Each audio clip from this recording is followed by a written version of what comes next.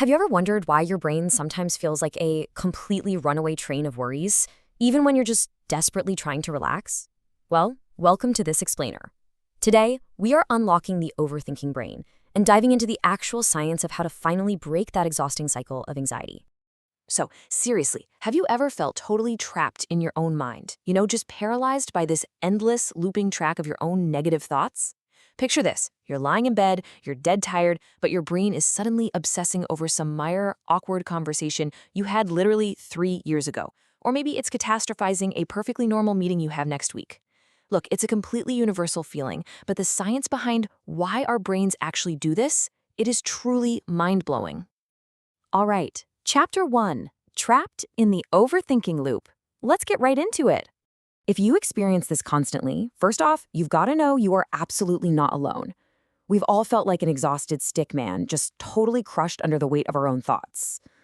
In the clinical world, this specific mental trap is actually called repetitive negative thinking, or RNT. It's a psychological concept that basically means you're stuck obsessing over negative thoughts in a way that is wildly unproductive and just so hard to turn off. It drains you emotionally. You might even find yourself suddenly unable to make the simplest decisions, like what to wear or what to text a friend back, just because your brain's processing power is entirely hijacked by this negative loop. And there's a really important timeline to keep in mind here.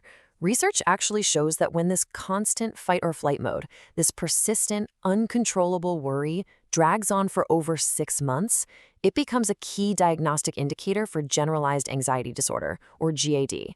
So we're not just talking about having a stressful Tuesday here. We're talking about a persistent state where your nervous system is essentially just stuck on high alert, and it starts seriously messing with your social, work, and personal life. Moving on to Chapter 2, Worry versus Rumination. Now, there is a super vital distinction we need to make here to understand what's going on. Worry is entirely future-focused. It's the whole what-if game, right? What if I fail? What if things go terribly wrong? That creates intense anxiety and physical tension because your brain is basically trying to predict and gear up for potential threats. Rumination, on the flip side, is past-focused. It's the why. Why did I say that dumb thing? Why did this happen to me? It's your brain trying to make sense of past mistakes, and it's heavily linked to sadness, regret, and depression. But here's the kicker. Notice what they both have in common. They are both totally passive and absolutely unproductive. Yeah, so whether you're anxiously gazing into some imaginary crystal ball of future disasters or staring sadly at a mental photo album of past regrets, the physiological toll on your body is exactly the same. Both of these thought processes keep your brain's threat response actively firing. Your rational mind might step in and try to argue with the anxious mind's worst-case scenarios, but get this, the very act of engaging in that mental tug-of-war just feeds the fire. It keeps your poor nervous system locked on high alert. Which brings us to Chapter 3, Why does the brain do it? This brings us to a massive core revelation of this explainer.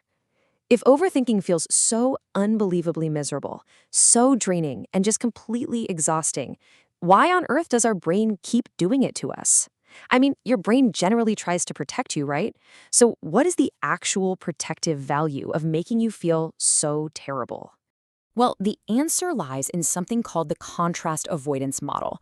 Honestly, this is a total game changer for understanding anxiety.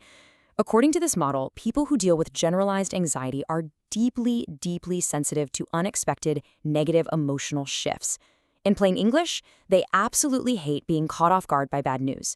So, weirdly enough, the brain uses constant worry to purposefully maintain a negative emotional state. Why? Just to avoid the shock of a sudden emotional drop. It's wild, but the anxious brain actually uses worry as this false protective shield, like bracing yourself behind a heavy wall of dark clouds.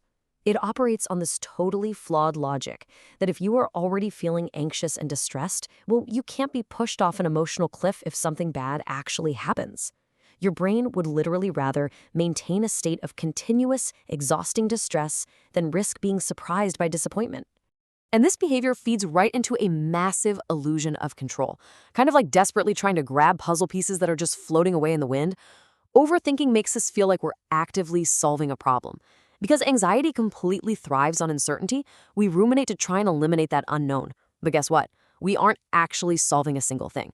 We're really just asking abstract, completely unanswerable questions. Things like what is wrong with me, which just trick us into feeling productive while keeping us completely stuck in the mud. Okay, let's talk solutions. Chapter 4, Breaking the Negative Cycle. So, how do we actually get out of this trap and step into the clear? It all starts with a very specific metacognitive breakthrough. Ready? Anxiety is an automatic emotion, but worry is a verbal response. You cannot control the automatic physiological feeling of anxiety. That racing heart, those awful butterflies in your stomach, that is just a bodily reflex. But worry, that endless what if I fail thought loop playing in your head, that is a cognitive, verbal process that you are actively engaging in as a response to the physical anxiety.